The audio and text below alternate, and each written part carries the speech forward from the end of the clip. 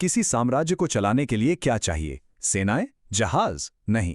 सबसे ताकतवर हथियार तो कुछ और ही होता है, पैसा। आज हम यही देखने वाले हैं कि कैसे ब्रिटिश साम्राज्य ने भारत की करेंसी को ही अपना सबसे बड़ा हथियार बना लिया। ये कहानी है एक ऐसी फाइनेंशियल मशीन की जिसे सदियों तक तैयार किया गया। इसका मकसद था एक पूरे उपमहाद्वीप की दौलत को चुपचाप दुनिया के दूसरे कोने में भेजना। एक ऐसी कहानी जिसने करोड़ों लोगों की जिंदगी और एक देश की किस्मत हमेशा के लिए बदल दी। देखिए, इस बड़े बदलाव की गहराई को समझने के लिए हमें थोड़ा समय में पीछे जाना होगा। उस दुनिया में जहां की अपनी एक बहुत ही एडवांस्ड मौद्रिक व्यवस्था थी और जिसमें ब्रिटिश ईस्ट इंडिया कंपनी ने पहली बार कदम रखा था। तो सोचकर देखिए, एक तरफ था एक मजबूत मुगल साम्राज्य जिसका अपना एक बहुत ही सोफिस्टिकेटेड करेंसी सिस्टम था जो सदियों से चला आ रहा था, और दूसरी तरफ एक trading company, east India company, जिसे शुरुआत में तो यहाँ के नियमों के हिसाब से ही चलना पड़ता था। लेकिन ये जो बैलेंस था ना, ये ज्यादा दिन टिकने वाला नहीं था।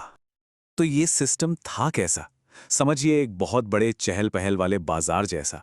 यहाँ सोने, चांदी और तांबे के सिक्कों की कीमत सरकार तय नहीं करती थी, बल्कि बाजार खुद तय करता था, डिमांड और सप्लाई के हिसाब से। मतलब ये एक बहुत ही फ्लेक्सिबल और डिसेंट्रलाइज्ड सिस्टम था, और ये उस सिस्टम से बिल्कुल उल्टा था जो आगे चलकर आने वाला था।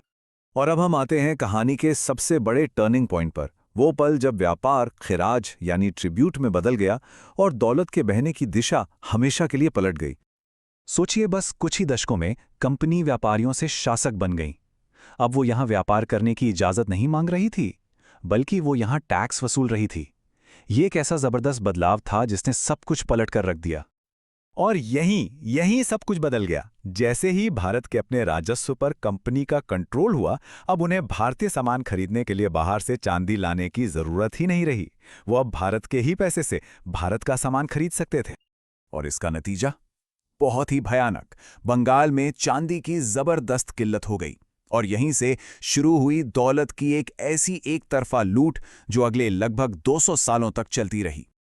तो एक बार जब कंट्रोल हाथ में आ गया, तो अगला कदम था पुराने अलग अलग तरह के मॉनेटरी सिस्टम को खत्म करना और उसकी जगह एक नई सेंट्रलाइज्ड फाइनेंशियल मशीन बनाना।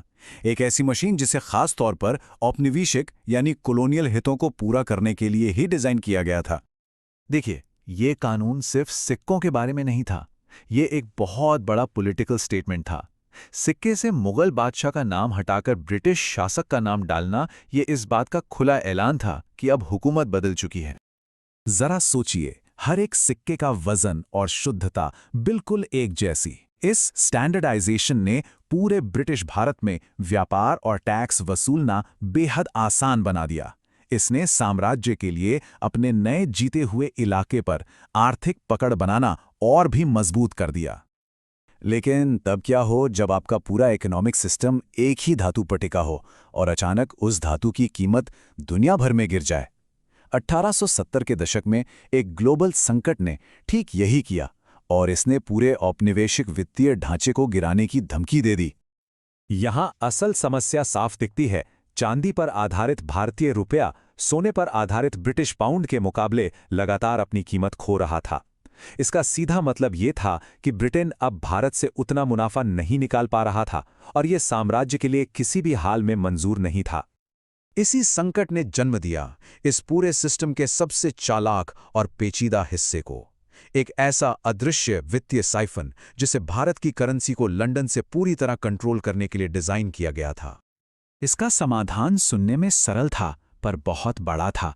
रुपए की कीमत अब उसके अंदर मौजूद चांदी से तय नहीं होगी, बल्कि उसे ब्रिटिश पाउंड के साथ एक फिक्स्ड रेट पर बांध दिया गया। अब रुपया कोई आज़ाद करेंसी नहीं रहा, वो ब्रिटिश पाउंड का एक सैटेलाइट बन गया था। इसका मतलब ये था कि भारत की करेंसी की गारंटी अब भारत में रखे सोने से नहीं, बल्कि लंदन के बैंकों में रखे वादों से दी जा रही थी। भारत की वित्तीय आज़ादी अब पूरी तरह से उसके औपनिवेशिक शासक के हाथों में थी। तो ये जो काउंसिल बिल्स का मैकेनिज्म था, यही इस पूरे सिस्टम का दिल था। एक ऐसा क्लोज लूप जिससे भारत के एक्सपोर्ट से हुई कमाई कभी भारत पहुंचती ही नहीं थी, उसे लंदन में ही रोक लिया जाता था ब्रिटेन के अपने खर्चे पूरे करने के लिए। मतलब ये शोषण का एक ऐसा चक्र था जो खुद ब खुद चलता रहता था। और यही इस सिस्टम की पूरी कहानी है। भारतीय अर्थव्यवस्था की किस्मत अब पूरी तरह से उन फैसलों पर निर्भर थी जो हजारों मील दूर सिर्फ और सिर्फ ब्रिटिश हितों को ध्यान में रखकर लिए जाते थे। अब देखते हैं कि इस फाइनेंशियल मशीन के इंसानों पर क्या विनाशकारी नतीजे हुए, खास तौर पर जब एक वैश्विक संकट ने इस सिस्टम की क्रूरता को पूरी तरह से बेनकाब कर दिया। जब 1930 के दशक में महामंदी यानी ग्रेट डिप्रेशन ने दुनिया को अपनी चपेट में लिया, तो भारतीय किसान दोहरी मार झेल रहे थे। एक तरफ उनकी फसलों के दाम गिर गए थे और दूसरी तरफ उन पर टैक्स का बोझ बढ़ता जा रहा था। उन्हें एक नामुमकिन हालात में धकेल दिया गया था। जिंदा रहने के लिए लाखों लोगों को अपनी सबसे कीमती चीजें बेचनी पड़ी, उनके परिवार के सोने के गहने जो पीढ़ियों की निशानी थे। ये कोई आम बाजार का लेन देन नहीं था, ये एक देश की जिंदगी भर की बचत की मजबूरन नीलामी थी। ये आंकड़ा अविश्वसनीय है। महामंदी के सबसे बुरे दौर में दुनिया के सबसे गरीब लोगों से दुनिया के सबसे अमीर लोगों तक सोने का एक विशाल बहाव हो रहा था। भारत की गरीबी का इस्तेमाल ब्रिटेन की वित्तीय स्थिरता को मजबूत करने के लिए किया जा रहा था। और आखिर में जब ब्रिटेन ने खुद गोल्ड स्टैंडर्ड छोड़ दिया, तो रुपया, जो अब पूरी तरह से पाउंड से बंधा हुआ था, वो भी उसके साथ ही डूब गया। अंत तक भारत की मुद्रा की किस्मत पूरी तरह से उसके औपनिवेशिक मालिक से जुड़ी हुई थी। तो भारत की औपनिवेशिक करेंसी की ये कहानी एक बहुत बड़ी बात सिखाती है कि पैसे पर कंट्रोल सिर्फ इकोनॉमिक्स नहीं है, ये पावर का खेल है। और जब एक देश का पैसा दूसरे देश की सेवा के लिए बनाया जाता है, तो उसकी असली कीमत हमेशा आम लोगों को ही चुकानी पड़ती है, क्योंकि पैसे का ढांचा किसी भी सेना से ज्यादा ताकतवर हो सकता है देशों की किस्मत लिखने में।